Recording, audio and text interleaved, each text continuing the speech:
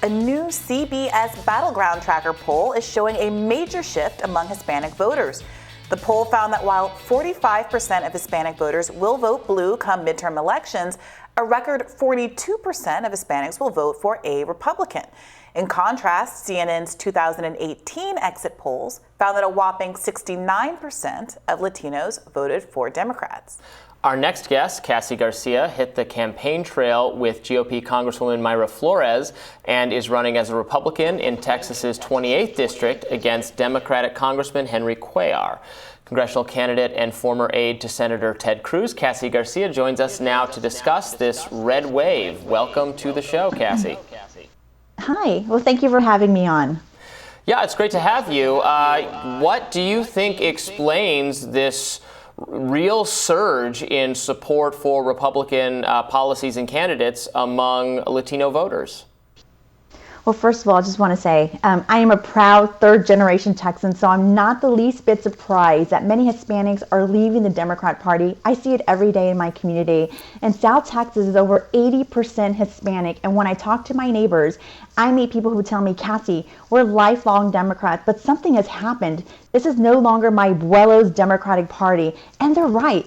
The Democrats used to be a party of union halls, and now Democratic leaders like from Nancy Pelosi to my opponent Henry Cuellar sound more like the party of faculty lounges. So I think the problem is that when Democrats think of Hispanics, they think, hey, they're minorities. Let's talk to them about oppression and promise them amnesty and government programs. But those are not the priorities of our community.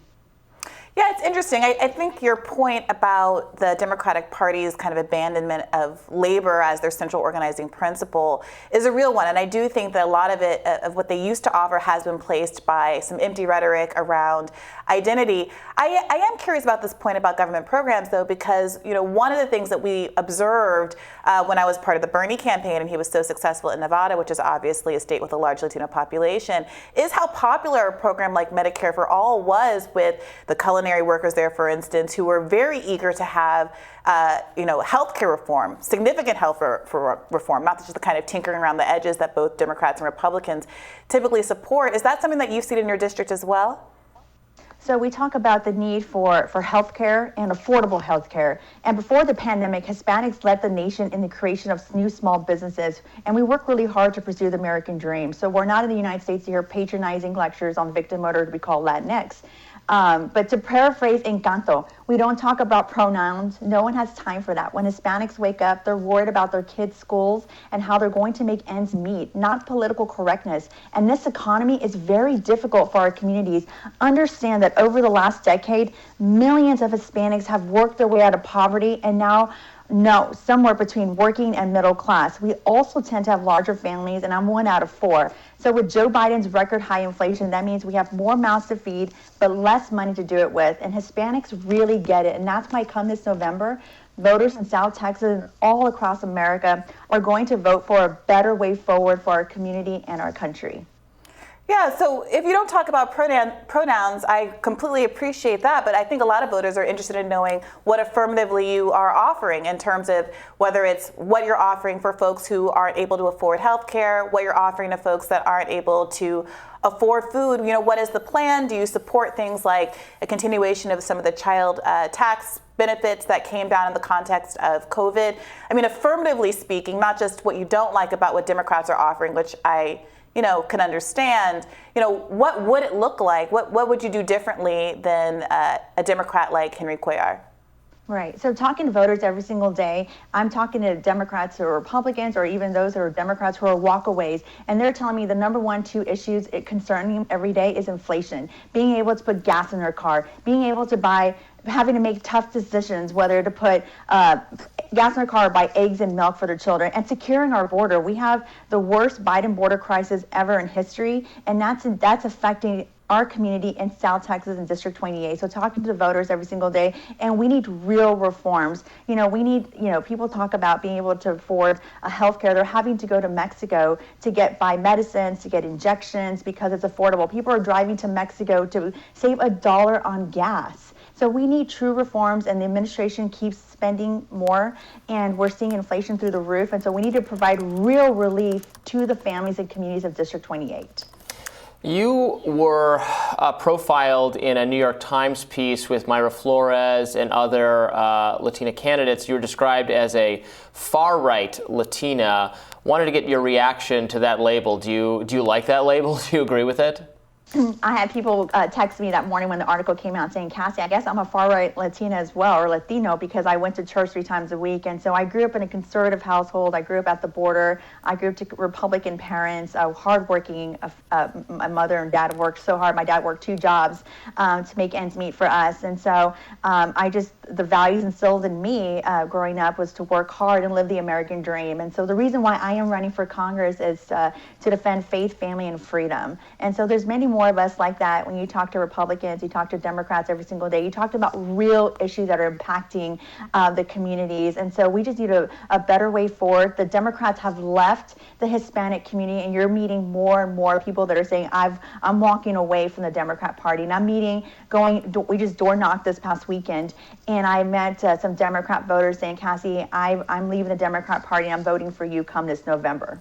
The Republican Party has been perceived, especially under Donald Trump, as more hostile to immigration from the South, to immigrants, than the Democratic Party, I think in part because of the perception that under the Obama years that these immigrants were supporters of the Democratic Party and Democratic policies.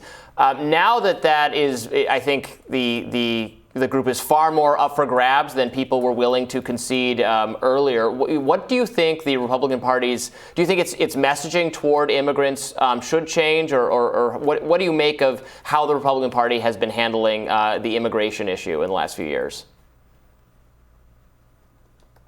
As a Border Patrol agent serving 26 years to this great country, and he's never seen the border it's a mess. And so I was the first to tour the Biden-Obama cages back in 2014 to see those. Right now, what we're seeing, the fact that the administration is allowing people to be, there's human smuggling happening. People are dying, losing their lives every single day. And the fact that the administration has done absolutely nothing to secure our southern border.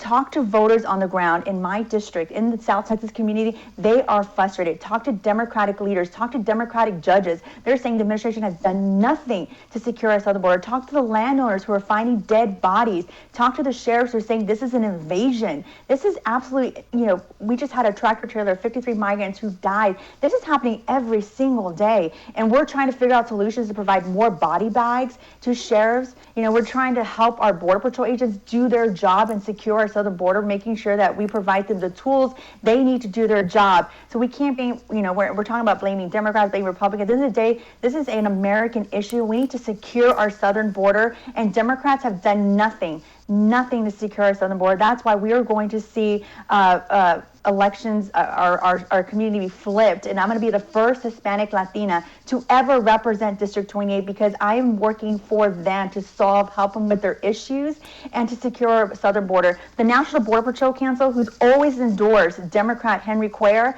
did not endorse Henry Cuellar in this election, in this cycle. They've endorsed me in this race because they know I will always have their backs and know that I will work for them to give them the tools and resources they need to do their job. Right now, the administration does not have their back. Yeah, I'm curious, Cassy, the framing of candidates as first kind of celebrating identity is something that has been really attributed to a democratic style of politics. But I hear you championing yourself, I would argue perfectly legitimately so, as a Latina, and drawing on some of your personal experiences with your family and how hard your father had to work and struggle in the course of your guys' lives. And I wonder what you make of the choice to frame yourself that way and the increasing ways that Republicans are talking about the identity at the same time that they criticize Democrats for doing the same. At the end of the day, I'm an American. I love this country so much. I love my church. I love my family. I love my community. I love giving back, and I love helping people out. So at the end of the day, I'm an American, but I am a conservative. I am Republican, and my parents worked hard not to be on subsidies, but there are subsidies for a reason, to help people out, to give them a hand out, not a hand up. And so, to give them a hand up, not a hand out. And so that's what we're seeing. You talk to Democrats, people on the ground, talk to voters, they're telling you, They're trying to suppress us. They're trying to keep us down. They don't want to help us out. At the end of the day, I'm wanting to work for everybody, for the moms, the dads, the law enforcement community, for teachers, for veterans. Put veterans first. I don't know why we're setting veteran resources to our southern border to help out the migrants when we have veterans that are waiting in line to see doctors, are waiting to get prescription medications. And so I want to make sure that we put Americans first, but we need to secure our southern border. We need to close it. We need to streamline the process. We need to make it easier. If people want to come here, we support legal immigration, not illegal immigration. Cassie, I want to be just a little bit more specific. I really appreciate all that you're saying. But so, for example, you talk about veterans. I wonder what you make about this latest fracas over so many Republicans voting to stall this veterans bill that seemed to be very uncontroversial, supporting burn victims. What do you make of your party, members of your party's choice to vote something down like that?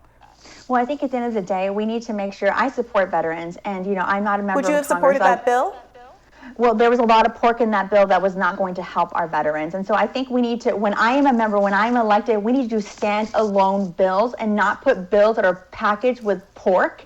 And, that's something we've seen time and time again in Congress. We need to do standalone bills that are going to protect and help our veterans, not package things together that contain a lot of pork we're talking about inflation, we keep spending money. But I agree, we need to help our veterans. But this bill was a lot of pork that was not going to help our veterans. Was there something specific in the bill that you objected to, Cassie? I haven't looked at the entire bill, but I know that there were certain sections of it that contained extra spending in there that was not pertained to the veterans on there. Cassy Garcia, thank you so much for joining us today. We really appreciate it. Thank you. And we'll have more Rising right after this.